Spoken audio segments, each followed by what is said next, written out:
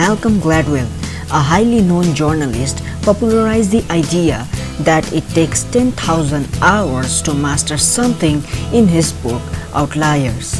The rule is quite simple. Put this amount of time and become a master at the skill or a craft that you love. You've heard a lot about it in other videos or from the books or from other blogs. But do you know there are simple and practical steps to achieve this level of practice?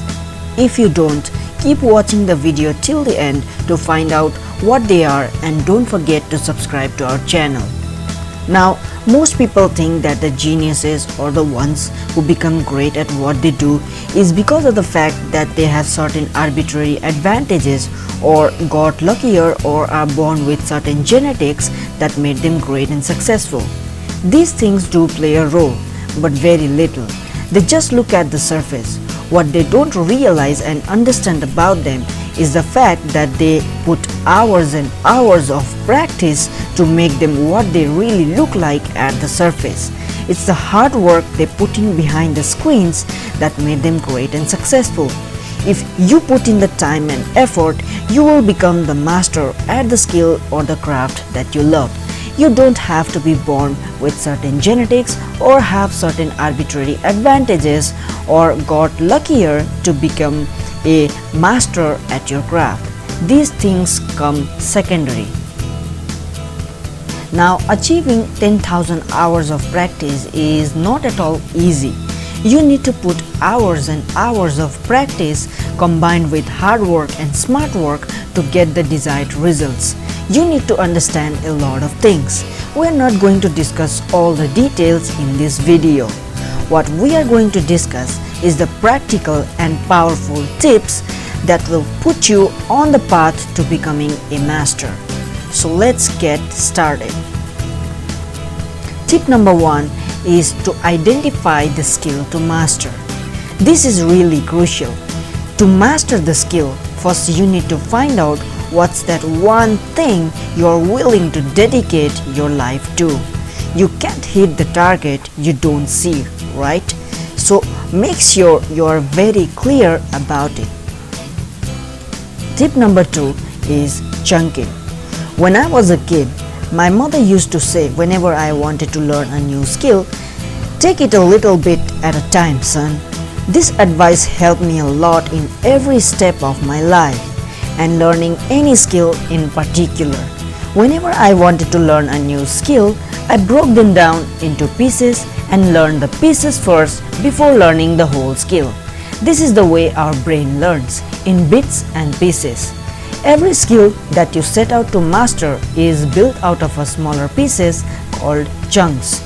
To begin chunking, you first engrave the blueprint of the skill into your mind, break it down to its simplest elements, put it back together, and then repeat. This is the most important pattern you need to follow to learn any skill you want to learn. Tip number 3 is deep practice. The next step in the process is to practice the skill. Not just practice, but deep practice.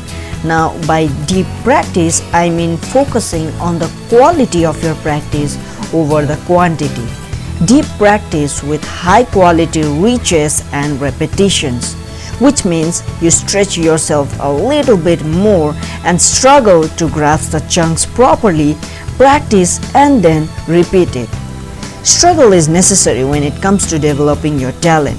It's a biological necessity. The more you struggle, the stronger and the better you become at the skill or the craft that you love. For example, reading over a textbook for an hour won't make much of a difference, but making flashcards and grading yourself on your efforts will. That's how the skill becomes permanent. Tip number 4 is deliberate practice.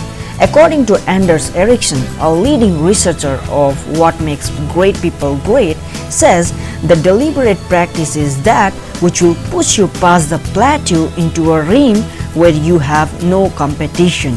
A plateau is the point in your learning curve which you have developed by just showing up day in and day out. It's your comfort zone where you become complacent. The magic happens when you push past this plateau. The skill begins to sink into your brain and becomes stored in your long-term memory. Now, along the way, you will encounter frustrations, become discouraged, get pissed off. But if you trust the process and keep pushing yourself, you will see the results and attain the heights of mastery, which is the ultimate form of power. Hope you loved it.